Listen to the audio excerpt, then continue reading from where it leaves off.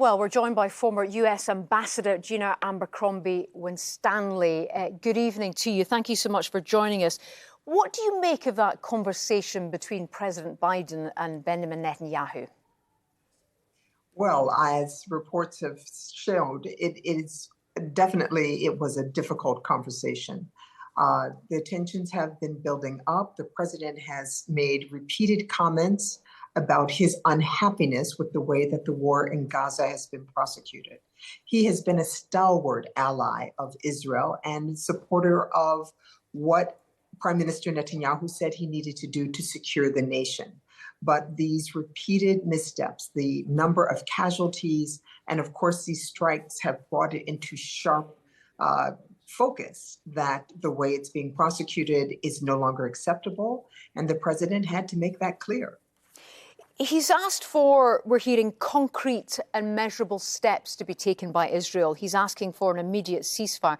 How much impact do you think the president's phone call, those words, will have, Gina? I think a considerable amount. It has taken him 6 months to get to this place. And as we all know, as soon as the deaths reached 10 times the number of Israelis killed, that it was clear that a number of civilians were being killed, there have been calls for ceasefires from the entire world via the United Nations and increasingly within the United States. The president is taking a political hit on this domestically.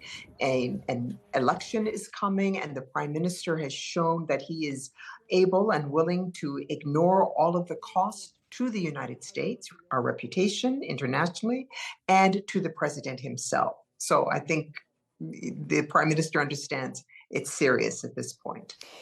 If the UK opposes arms sales to Israel, how much pressure does that put on the White House? I think it puts a deal of pressure. The UK has stood shoulder to shoulder with the United States in support of Israel. We respect the views and certainly a legal assessment that this puts countries providing weapons to Israel in danger of being in violation of international law is one that we would absolutely take seriously, in addition to whatever assessment goes on into the United States. How do you think, Gina, this is going to develop, given that there's a US election later this year? What impact is that going to have on the thought process?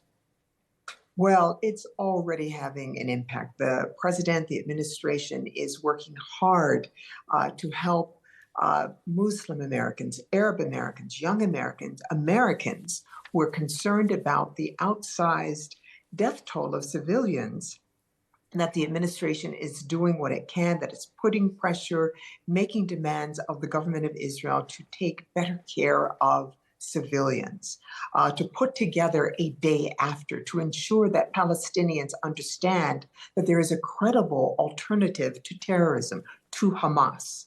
So with the election coming up, unfortunately, it gives fodder for the president's competitors, opponents, and weakens his coalition who are likely to be supporting him in the election in November. Just finally, Gina, the US administration is having to continually explain this ironclad alliance that remains in place between the US and the Israeli leader. How sustainable is this, given what's happening, given the death toll? Yeah. Well, we share concerns about other actors in the region with Israel. Iran, absolutely. And we do understand that Iranian proxies are also engaged in conflict with Israel at this time. And that's one of the reasons why it's been so difficult for the administration to condition aid, to put aid in danger, because it's not just the Gaza Strip, but it is the northern border with Lebanon, with Syria, the Houthis in the south. And so that is why the administration has continued to supply Israel with arms. Gina, thank you for your time. As always, much appreciated.